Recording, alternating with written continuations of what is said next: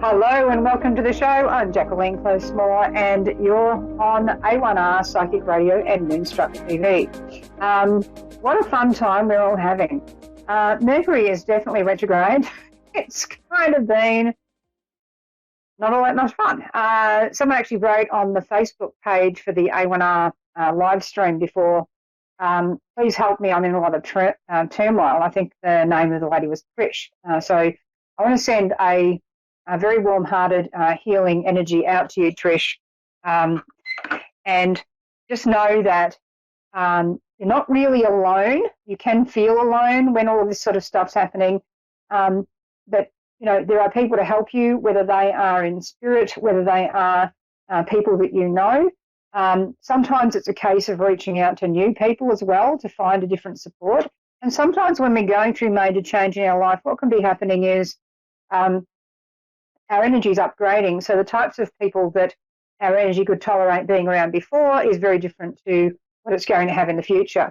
And so we have to sometimes look outside of the people and resources we've had before and sort of say, all right, well, who do I now need to be connecting with? And as we shift our energy, we can find that, you know, we attract other people that in a bit of a different alignment to what we had before, because as we change, sometimes our friendship groups also change. So the people we attracted before as against who we're attracting now can be quite different. And so while we're in turmoil, it's really important not to be racing around, you know, doing everything and, you know, trying to save the world, trying to save ourselves, trying to do too much. It's sometimes that's a natural reaction that people can take. And it's actually about slowing it down, if anything. And if you look at wolves in nature, if one of them feels hurt or threatened, there's a tendency for every one of them to gather around that wolf while that wolf is sort of rocking backwards and forwards. And sometimes it's a case of, you know, like literally rocking yourself in your own energy back into you. So this is like a regrounding. And you sort of think of the old rocking chair. How comfortable is it in a rocking chair usually? You sort of feel a comfort of that. So being able to rock yourself back into your space is really good. So, you know, you can literally sit there in a yoga type pose of literally sitting on the floor and your knees up as high as you can bring them, bringing your arms around your knees and literally going backwards and forwards like that. You can also do stuff where you're lying on the floor and you're moving your legs from side to side. Your body goes with it. There's also the other one where, of course, you're taking your legs out in one direction, so your legs bent and going to one direction and really bringing a stretch through the torso. That sort of physical stuff you can do, you know, and I think also laughter is a very important one. I think I've covered that recently when we're dealing with fear, but when we're dealing with turmoil as well, it can be really hard to find the funny thing. But, you know, it can actually help you because if you can laugh in a situation, it can help, you know, bring you back up. So that's an important thing to be able to do. And I pulled cards for today for everyone, and right now we're going through Mercury retrograde and I'm having to continuously dump this phone so I can see anything going on with it. You know, Mercury rules technology, communication, negotiations, short distance travel. So, you know, it's just natural. We had to sort of reboot things this morning. You know, I sort of just don't even bother trying to laugh at that stuff anymore. It's like, oh, yeah, fair enough. Just be adaptable during a Mercury retrograde. Mercury goes retrograde on the 21st, 22nd of February, depending on what part of the world you are in. And here we go again. Just getting that so I can see. Mercury going direct then, but when Mercury is retrograde, we can find long hidden secrets from the past. And some of them can be, you know, kind of disturbing, or they can be things that we just, you know, they come out at just that time. And in Australia at the moment, there's the interesting thing with Mercury retrograde and technology and communications, and of course, you know, Facebook has locked Australia away from news because of the whole discussion between the government and you know, Facebook and Google and this sort of thing about who's paying what.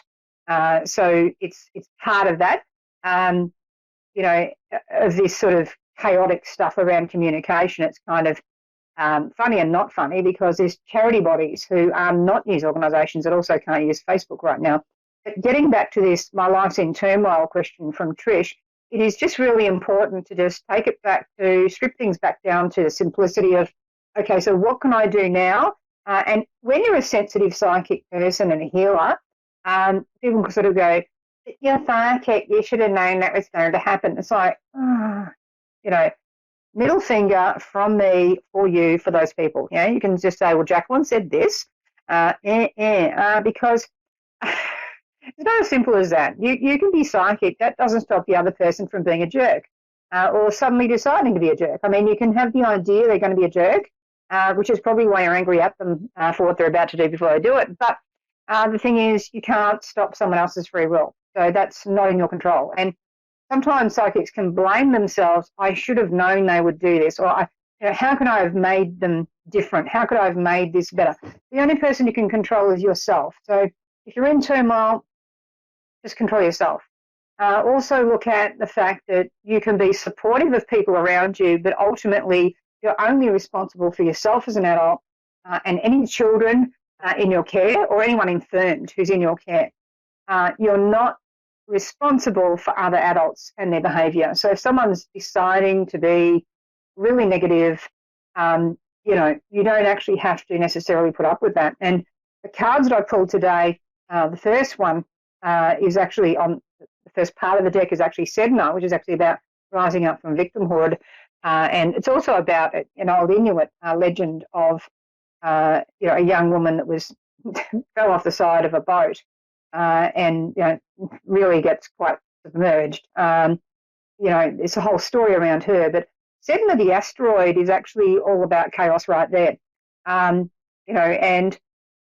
She can be quite bone shaking, I say the very least. And you can look her up later, but it's kind of is a chaotic time. We've got a lot of planets in Aquarius going on here. We've got Mercury retrograde in Aquarius, and it's at 26 degrees, like I said last week. Now, I usually pick one card out of the deck, so I'm talking about the first card in the deck, so the first one on this end, and I'm going to talk about the one that's last on that end. But the one I picked in the middle, and then I pick the ones that are either side of that middle one. So the message for today is actually Izumi. And so this is about being able to laugh through difficult things. And Izumi is actually the Japanese goddess. She's actually related to Amaterasu, who is a Shinto goddess of the sun. But Izumi helped bring the sun back out because Amaterasu was in charge of the sun, right? And didn't think she was beautiful enough. So what she did was she hid away in a cave, and of course, nothing was growing because without the sun, nothing grows. So you sort of think of the life-giving qualities and energies of someone being joyous, and them not doing that, it sort of like shrinks everything away. And so Izumi did this bawdy dance, like put a mirror in front of the cave, actually, and then went and did a bawdy dance, like, and made lots of jokes, like a big geisha that she is. Like, woo! And frankly, with those girls hanging out, how can you do anything but laugh? I don't know about you, but and she's shaking that loud and proud. Good on her. It's called confidence, yeah? So it's like, woohoo, here we go. And everyone's laughing and having a great time. And then Amaterasu came out of the cave and saw herself in the mirror and went, oh, whoa, man, I'm actually pretty cool looking. And then she's like, I'm actually not that bad at all. And so she then came out and shone, and all the crops were growing again, and everyone was very thankful because they got to live. Frankly, all these gods and goddesses are quite flawed, I think on purpose, because it just helps us remember that we're not perfect either. As our gods are not perfect, neither are we. And okay, we can get on about the Christian God some other time. So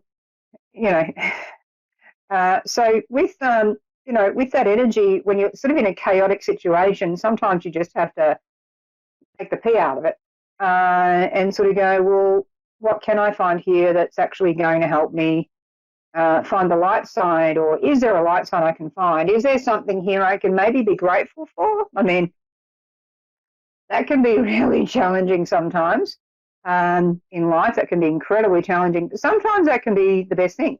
But don't use humour to hide away from the feeling, but use humour to lighten the load a bit, because the last few days energetically could have been pretty heavy for quite a few people, particularly in Melbourne, Australia, but I'm suspecting other places as well. Now, the card on the left of that is change. which flip the phone again. So changing woman, I saw that cycle. So I was talking about things being up for change here and chaos bringing that. So turmoil often brings change. So that was on the left side. So what's already been? Changes coming in for you, Trish, and for pretty much all of us in very different ways at the moment. There's huge energetic shift here because we've had all these Jupiter-Pluto conjunctions in Earth signs are now going to air. We've got and January's like air everywhere. Mars is not going retrograde all year. So it's like, deal with your stuff. Come on. So we could sort of say that 2021 has an element in Mars. It's like going forward. However, you look at some of the other stuff and it's sort of like not that easy.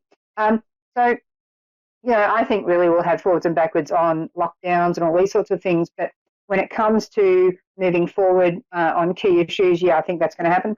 Now, the card after Yuzumi is actually Maeve.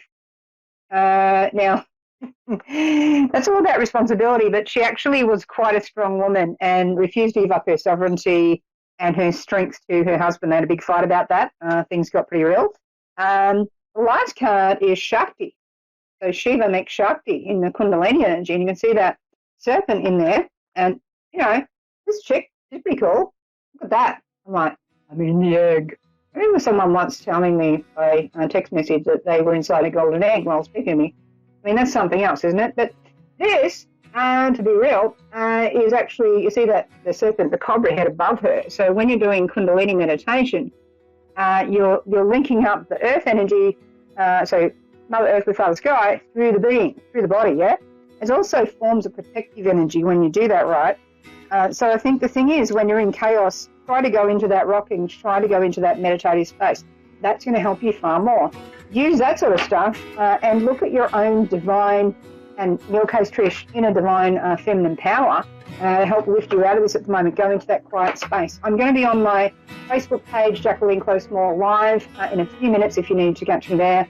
I'll be talking more and also doing any readings for anyone who's there. In the meantime, you can tune into A1R and Moonstruck TV for the rest of the evening. Have some more shows. I'll catch you next week. Love you.